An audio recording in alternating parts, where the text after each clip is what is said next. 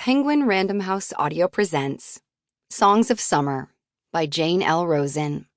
Read for you by Sarah Naughton. This is for you, Daddy. Stevie Nicks. In loving memory of my dad, Seymour Levenbaum, September 22nd, 1922 to September 22nd, 1976. If music be the food of love, play on. William Shakespeare. Prologue. Maggie May. Maggie May Wheeler had moved into the house with the big willow tree out back a few months before her 10th birthday. She didn't want to leave the Main Street apartment over the record shop in Chagrin Falls, Ohio, where she had spent the first decade of her life. She adored living over her parents' store, loved going down the back stairs with her dad every morning before school to prepare to open. There, Maggie would sit on the stool behind the cash register, eating an English muffin with peanut butter dripping from its nooks and crannies. She'd watch as the morning sun caused the words painted on the front window, Maggie May Records, to dance across the hardwood floor, while her dad, Hank Wheeler, got down to business. Hank would methodically begin each day by opening the boxes from the day before. He liked to check out the new albums in the calm of the morning, contemplating the track list, the cover art, and the liner notes, before gently placing the record on the turntable and dropping the needle to play. The store carried every genre, so it was anyone's guess whether Maggie would begin her day to the sound of Outkast singing Hey Ya, or Aretha Franklin calling for respect. "Can I have this dance, Maggie May?" her dad would ask when the rhythm moved him, and the two would spin or twist or twirl until Maggie's mom came down to scoot her off to school. Maggie's mom and dad were older than the other kids' parents, but it didn't bother Maggie. She hadn't even realized it until she was waiting in line at the start of second grade. Jill Rose's mother studied Jenny Wheeler's loose gray curls and remarked, "How nice that your grandma brought you on the first day." Maggie looked from Jill's mom, with her miniskirt and shiny black hair, to the moms in front and behind her, and back to her own, and noted, for the first time, the difference in age between them. She asked her mom about it on the way home, and on that night, her parents sat her down and told her that she was adopted. Soon afterward, Hank and Jenny Wheeler became fixated on the idea that it was unconventional for a child to live above a record store and spend so much time with adults. They became obsessed with giving Maggie a conventional upbringing in a house with neighbors and a backyard. Her parents wanted her to play outdoors with other kids, to spend her free time with the Outkast generation instead of Aretha's, they'd explained. That she understood.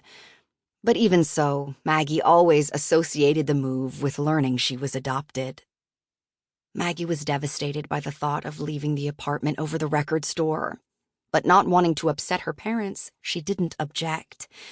For reasons she couldn't explain, she had been on her best behavior since learning the big news, as if her mom and dad might give her back if she misbehaved. It was an absurd thought. Both Jenny and Hank adored their girl more than anything in the world, and she knew it.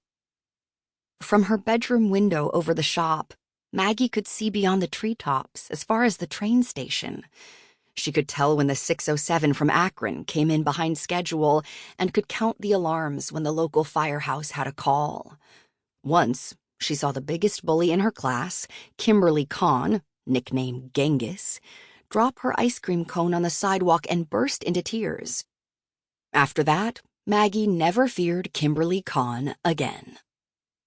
None of this would be visible from the 3-bedroom Victorian or colonial or ranch with neighbors and a yard that her parents were constantly combing the real estate section of the paper in search of. Nothing felt more boring to Maggie than neighbors and a backyard. It was nearly a year later that Maggie first climbed the willow tree in the backyard of the pre-war Victorian she now reluctantly called home, and spotted a neighboring kid that looked to be about her age. With her long ponytail tucked under her Rock and Roll Hall of Fame baseball cap and her overalls pockets stuffed with candy, she called out to him. "Hello down there." "Hello up there," the boy bellowed back, without missing a beat. "Want to see my turtle?" She stepped onto a lower branch that extended over the back fence into the boy's yard, then fearlessly slid down it, landing with a thud on the other side. The boy, Jason Miller, looked at her like she was the coolest girl he had ever laid eyes on, even before she unloaded her pockets. Odds were, she was. "Fun dip?" she asked, adding, "It's Raz apple." "That's my favorite flavor," he gushed. "Mine too." Maggie split the sticks, handing one to Jason, and from that day on, the two were inseparable. Maggie and Jason waited at the bus stop together, where Maggie had once pummeled Emmett Pittler for hitting Jason with a rock-filled snowball.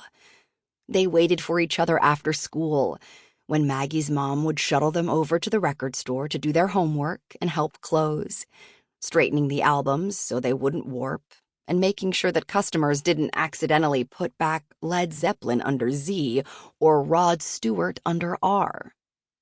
Maggie's dad would pay them in 45s, and they would spend hours playing Name That Tune with their bounty on rainy weekends.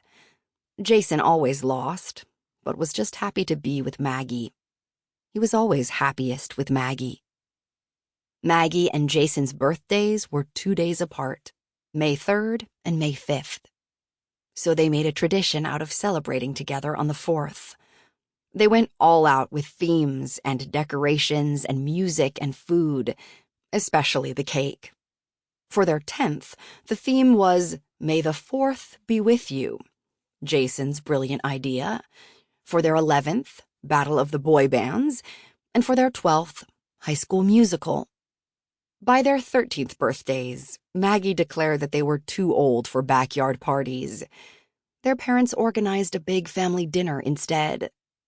The big part referred to Jason's side of the equation. Jason Miller was sandwiched between two sisters and lived across the street from a whole other Miller clan, an aunt and uncle, who had 5 kids.